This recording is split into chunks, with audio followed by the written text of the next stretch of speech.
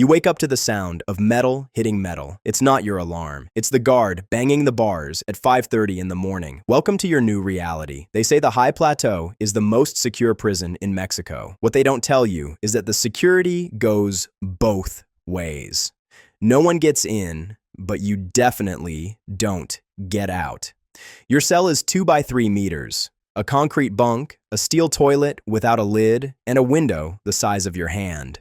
The walls used to be white, but now they're the color of built-up despair. You share this place with El Chue. He's here for kidnapping. You're not friends, just survival partners. That difference matters. On the first day, they explain the rules, the official ones and the real ones. The official rules are simple. No fighting, no drugs, no weapons. The real rules are trickier. You pay your dues, respect the hierarchy, never talk to the guards. The dues are 5,000 pesos weekly to the boss who runs your area. He protects you, or more like, he decides not to kill you. Prison is like a country inside another country. It has its own economy, its own government, its own laws. The official warden signs papers in his air-conditioned office. The real boss is El Maro, a guy from Guanajuato who controls 3 out of 4 yards. He decides who eats, who works, who lives. He's like God, with tattoos, and a record of 47 homicides. The food comes on dented aluminum trays. Breakfast is hard bread, watered-down coffee, sometimes beans that feel like glue. Lunch is white rice, boiled vegetables, and something that used to be chicken.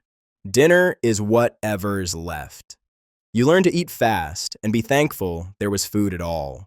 But the official food is only for the poor. You still have resources. Your family deposits money into your account. You can buy stuff at the little store, a closet-sized room run by an inmate who works for El Maro. Tuna, cookies, instant coffee, cigarettes. Everything costs 3 times more than outside.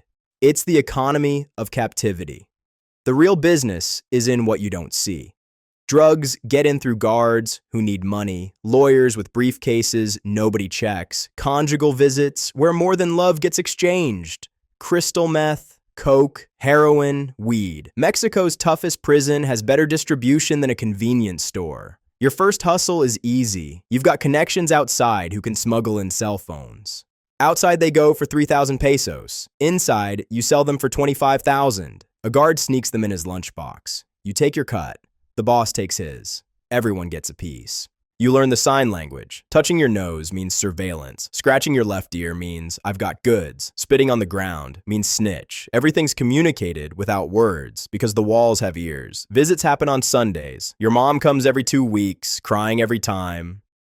She brings homemade food that guards tear apart, looking for contraband. They never find anything because you learned not to mix family with business. Your mom is sacred. But others use their families like mules. Kids sneaking in drugs taped to their bodies. Wives hiding phones in places you'd rather not think about. Desperation turns good people into accomplices. Power in prison is fluid like water and violent like fire. El Maro controls things because he has people outside who can hurt families, because he has money to buy loyalties, because he's crueler than anyone else. But there's always someone waiting for their chance. You see your first execution in the yard. El Regio owed money. He had 3 weeks to pay up. He didn't. They corner him in the showers. 4 guys with homemade shanks, prison art made from brush handles, bits of bars, anything that can pierce flesh. They stab him 37 times.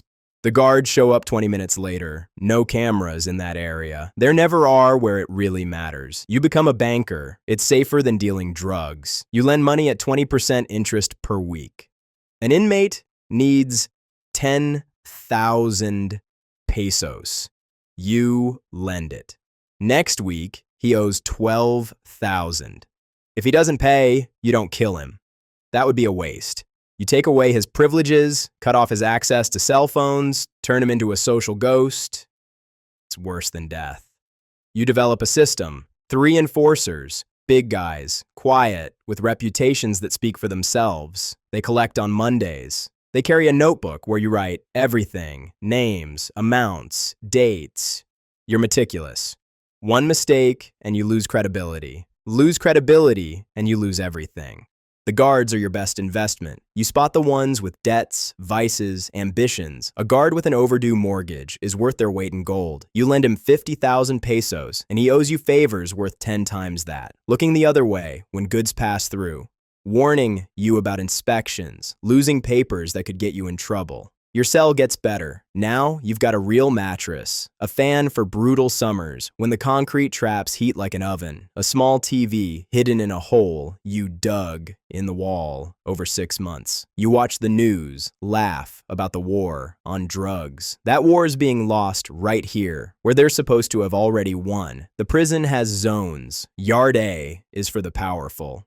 Bigger cells, more privileges, less violence. Yard B is for middle-class inmates. Yard C is hell. That's where the ones without anything end up. Violence there is every day. Rapes happen constantly. Life is worth less than a cigarette. You're in Yard B. You meet El Abogado, a lawyer here for money laundering. He's sharp. He teaches you how to use shell companies from inside, how your family can set up businesses that clean money while you run the show from prison. You become partners. Together, you're more dangerous inside than most hitmen outside. The calls are your link to the empire. You've got 4 cell phones, switching them out every week. 1 for family, 1 for legal business, 2 for the other stuff. You speak in code. The blue package arrived at the North Store means your coke shipment made it to Tijuana. My aunt is sick means there's trouble with the territory. You become necessary. The cartel outside needs you because you know the routes, contacts, operations.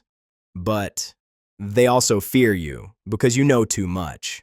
If they kill you in prison, there'll be investigations, noise. Better to keep you alive and useful. For now, the routine is both your enemy and your salvation. Wake up, pay, negotiate, collect, eat, call, sleep, repeat. Days blur into weeks, weeks into months. You've been here for 3 years. Your sentence is 35. Math is brutal. You're 32 now. If you get out, it'll be when you're 64. You try to stay sane, working out in your cell, push-ups, sit-ups, squats. Your body gets stronger while your mind fades. You read books your family brings, but the words feel empty. They're like windows into a world that no longer exists for you. Nights are the worst. The silence in prison isn't really silence. You hear men crying, screaming, begging, threatening. You hear the cold echo of your own breathing. Your ex-girlfriend got married. You found out from a message your brother sent. She married an accountant. They live in Querétaro. They have a baby. In another life, that baby could have been yours. That life could have been yours. But you chose this. You chose quick money, easy respect, fleeting power. And now, here you are, reading about someone else's life. A riot breaks out in Yard C. Inmates rebel against the conditions, burn mattresses, take hostages. Federal police come in with tear gas and rubber bullets. 3 inmates die. The media says order was restored. One of the dead was 19, there for car theft. They don't mention his crime, didn't deserve an execution. After the riot, there are reprisals. Visits shut down for a month. Yard time is cut back. Inspections ramp up. Your business takes a hit. You lose 200,000 pesos in a month.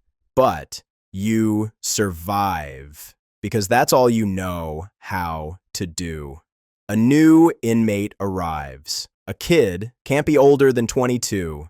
They put him in your cell. Chui got transferred. The kid's terrified. It's his first time inside. He looks at you like you're a monster. Maybe you are. You explain the rules, tell him how to survive, lend him money for his first spot. He'll be your helper. You meet people you never thought you'd meet. A musician famous for baby oil, a businessman who loves young kids, a dumb dictator with too much oil in his country. Prison's the great equalizer. Here, everyone bleeds the same. Your mom stops coming, not because she gave up on you. She died. Cancer. They didn't let you go to the funeral. Risk of escape, they said. You found out over the phone. Your sister was crying so hard she could barely speak. You had to keep it together. You can't show weakness here. That night, you cried alone in your bunk, biting your hand to keep quiet. It was the first time you cried in 3 years. Your sentence gets reduced. Your lawyer finds legal loopholes, from 35 years down to 20. It means you'll get out at 49 instead of 64. You celebrate by buying smuggled tequila. You share it with your buddies. Even the celebration here tastes bitter. El Maro falls. They transfer him to another prison. His network falls apart. There's a war for control. 5 candidates. 2 die in the first week. 1 gets mysteriously transferred. That leaves 2. You stay neutral. You sell to both, Loan to both. Whoever wins, you'll still be needed.